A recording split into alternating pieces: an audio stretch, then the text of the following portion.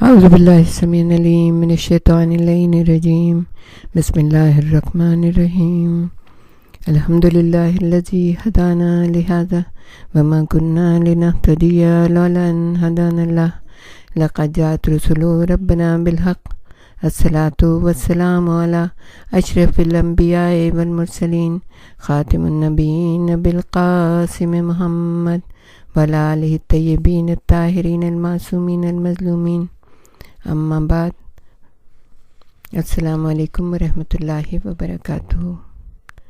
حضرت علی کے عزا کی مجالس آپ کے سامنے پیش کی جا رہی ہیں اور خاص وصیت جو ہے مولا علی کی عمومی وصیت، اس کے بارے میں گفتگو کی جا رہی ہے۔ ہمیں امید ہے آپ سب نے اپنے گھر میں فرش عزا بچھایا ہوگا اور امام کا غم منا رہے ہوں گے۔ پروردگار عالم آپ کو اجر عظیم عطا فرمائے اور امام کی وصیت پہ تمام سال اور تمام زندگی عمل کرنے کی توفیق عطا فرمائے۔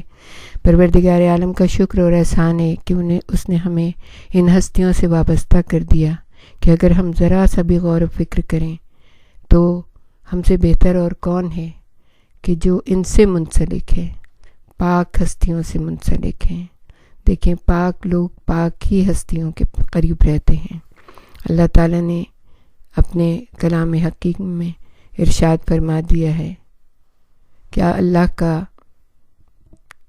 وعدہ ہے، اللہ کا ارادہ یہ ہے کہ وہ اے اہل بیت رسول تم کو اس طرح سے پاک و پاکیزہ رکھے جو کہ پاک و پاکیزہ رکھنے کا حق ہے۔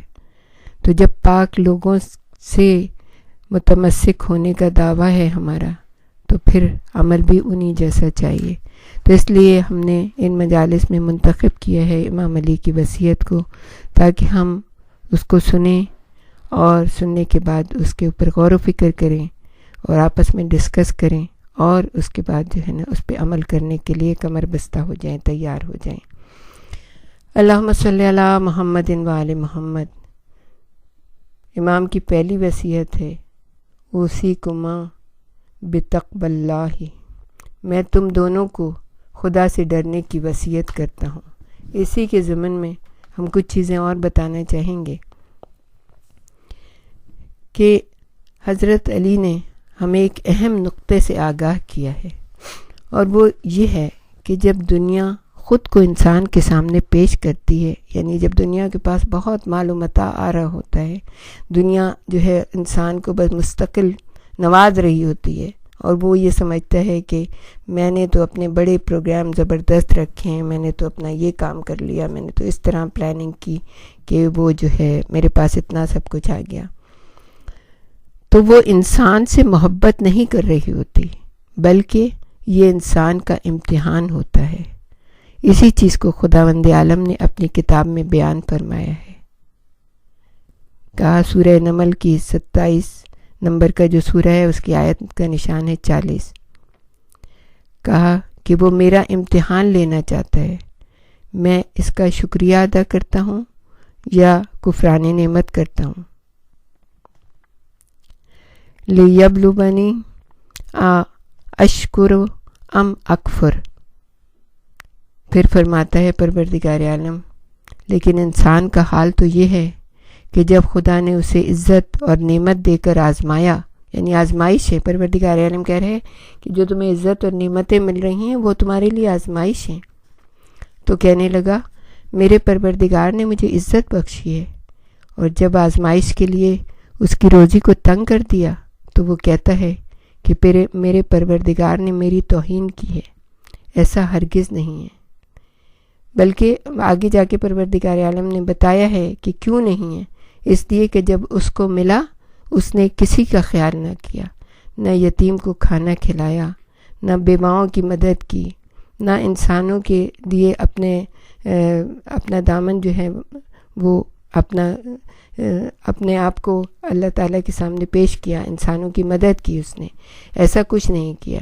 لیکن یہاں تک جو ہے یہ پروردگار عالم نے جو آیت قرآنی ہے وہ یہی ہے کہ ہم نے جب اس کی روزی کو تنگ کیا تو وہ کہتا ہے میرے پروردگار نے میری توہین کی ہے۔ ہرگز ایسا نہیں ہے۔ اس سے یہ بات سمجھ میں آتی ہے کہ خدا کی نظر میں مال و دولت کو بڑی قدر و منزلت حاصل نہیں ہے، جس طرح انسان اسے قدر کی نگاہ سے دیکھتا ہے، کیونکہ خدا نے کافروں کو بھی مال و دولت بہت عطا کیا ہے، جبکہ اپنے بعض دوستوں کو اس سے محروم رکھا ہے۔ اصل بنیاد یہ ہے کہ انسان اپنی شرعی اور ایمانی ذمہ داری پوری کرنے کے لیے عملی سمت میں قدم اٹھائے اور مال کو ان جگہوں پر خرچ کرے جنہیں خدا پسند کرتا ہے، کیونکہ خدا سے انسان کے قریب اور دور ہونے کا معیار مال کی فراوانی نہیں ہے، بلکہ اصل معیار عمل ہے، جیسا کہ ارشاد باری ہے، ان اکرمکم عند اللہ اتقاکم، بے شک خدا کے نزدیک تم میں سے زیادہ محترم وہی ہے جو زیادہ پرہیزگار ہے۔ بس خدا کی بخشش اور عطا عزت و سرفرازی نہیں ہے، اور نہ ہی اس کا ابتلا میں ڈالنا اور نہ ہی روزی تنگ کرنا، اہانت اور ذلت سے گزارنا سرفرازی اور قربت کا باعث ہے، کا معیار ہے، بلکہ اصل معیار اپنی ذمہ داری ادا کرتے ہوئے حکمت کے راستے کے اوپر چلنا ہے۔ اور دنیا کی جو چیز تم سے روک لی جائے اس پر افسوس نہ کرنا۔ اہل دنیا کی جو چیز تم سے روک لی جائے اس پر افسوس نہ کرنا۔ اہل دنیا کا مزاج یہ ہے کہ وہ نفع اور نقصان کے اسباب کے بارے میں فکر مند رہتے ہیں۔ حضرت علی ایک اور مقام پر ارشاد فرماتے ہیں، زہد کی مکمل تعریف قرآن کے 2 جملوں میں ہے۔ خداوند عالم فرماتا ہے، جو چیز تمہارے ہاتھ سے نکل جائے اس کا غم نہ کرو، اور جو چیز تمہارے ہاتھ آئے اس پر اتراؤ نہیں۔ لہٰذا جو شخص ہاتھ سے نکل جانے والی چیز پر افسوس نہیں کرتا اور ہاتھ آنے والی چیز پر اتراتا نہیں، اس نے زہد کو دونوں اطراف سے سمیٹ لیا ہے۔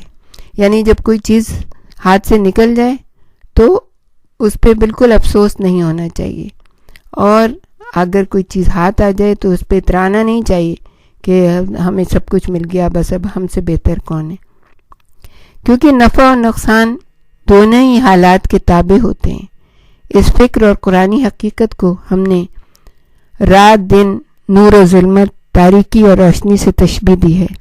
انسان فطری طور پر اندھیرے میں گھٹن اور روشنی میں نشاط و فرحت محسوس کرتا ہے۔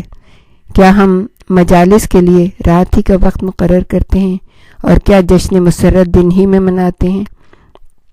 یہ بات واضح ہے کہ جب ہمارے افق پر سورج طلوع ہوتا ہے تو دن ہوتا ہے، اور جب غروب ہوتا ہے تو رات ہو جاتی ہے۔ لہٰذا اگر آپ کو کبھی نقصان پہنچے تو مایوس ہو کر نہ بیٹھ جائیں، گھٹنے نہ ٹیک دیں، بلکہ اس نقصان کے اسباب کا سراغ لگائیں تاکہ مستقبل میں خسارے سے دوچار نہ ہوں۔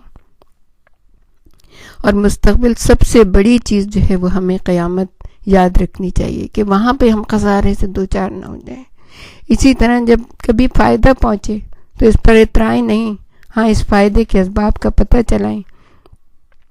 کیا پتہ آپ نے کسی کے لیے صلہ رحم کیا ہو، کیا پتہ ہے کوئی بہت پریشان حال ہو، آپ نے اس کی مدد کی ہو تو پروردگار عالم نے آپ کو عطا کیا ہو، تاکہ مستقبل میں اور زیادہ فائدے حاصل کر سکیں۔ حضرت علی علیہ السلام نے ابن عباس کے نام ایک خط تحریر کیا، اور اس خط کا تھوڑا سا حصہ آپ کے سامنے پیش کرتے ہیں کہ انسان کبھی اس چیز کو پا کر خوش ہونے لگتا ہے جو اس کے ہاتھ سے جانے والی تھی ہی نہیں، اور اس کی چیز کی وجہ سے رنجیدہ ہوتا ہے جو اسے ملنے والی تھی ہی نہیں۔ لہٰذا لذت کا حصول اور انتقام کی آگ کو ٹھنڈا کرنا ہی تمہارے نظر میں دنیا کی بہترین نعمت نہ ہو، بلکہ باطل کو مٹانا اور حق کو زندہ کرنا بریکٹ میں تمہاری نظر میں بہترین نعمت ہو، اور تمہاری خوشی اس سرمائے پر ہونی چاہیے جو تم نے آخرت کے لیے فراہم کیا ہے، اور تمہیں اس مال پر افسوس کرنا چاہیے جسے تم صحیح جگہ خرچ کیے بغیر چھوڑے جا رہے ہو۔ تمہاری ساری فکر موت کے بعد کے بارے میں ہونی چاہیے۔ دیکھیں ہمارے امام نے تمام زندگی موت کے بارے میں اتنا کچھ کہا ہے، لیکن ہم سب سے زیادہ اس کو بھولے بیٹھے، اور آج بھی جب ہم امام کا غم منا رہے ہیں تو ہمیں موت کو بھی یاد رکھنا چاہیے. جب ہمارے رسول نہ رہے اس دنیا میں، جب ہمارے امام نہ رہے، جب حسین ابن علی نہ رہے، جب فاطمہ زہرا نہ رہی، جب سارے امام نہ رہے، تو پھر ہم بھی اس دنیا میں نہیں رہیں گے، ہم بھی اس دنیا سے چلے جائیں گے. لیکن صاحبان ایمان ہمیشہ موت کو یاد رکھتے ہیں. پروردگار عالم نے ہمیں بتا دیا کہ دیکھو تمہارے امام ایسے ہیں کہ جب اس دنیا سے جا رہے ہیں تو کس طرح سے تمہیں وصیت اور نصیحت اچھی باتوں کی کرتے چلے جا رہے ہیں. موت کو یاد رکھتے ہیں. ہم بھی میرے مولا ہمیشہ موت کو یاد رکھیں گے. اگر اللہ ہمیں توفیق دے آپ کی نصیحت پر عمل کریں گے. آج جب زینب و ام کلثوم پریشان ہیں، بیبیوں کے گھروں میں شور گریہ ہے، ہم بھی میرے مولا آپ کی عزا کرتے ہیں اور آپ کے غم میں اسی طرح سے غمگین ہیں. پروردگار عالم ہمیں توفیق عطا فرمائے کہ ہم آپ کی باتوں کے اوپر، آپ کی نصیحتوں کے اوپر عمل کریں.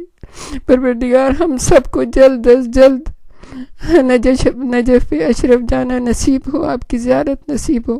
پروردگار ہماری اس عزاؤں کو مختصر ترین، جس کے لیے ہمارا دل بھی مطمئن نہیں ہے، لیکن قبول فرمائے اور ہمیں آپ کے غم میں صبر کرنے کی توفیق عطا فرمائے. وآخر دعوانا ان الحمدللہ رب العالمین. اللہم صلی علی محمد و آل محمد وعجل فرجہم.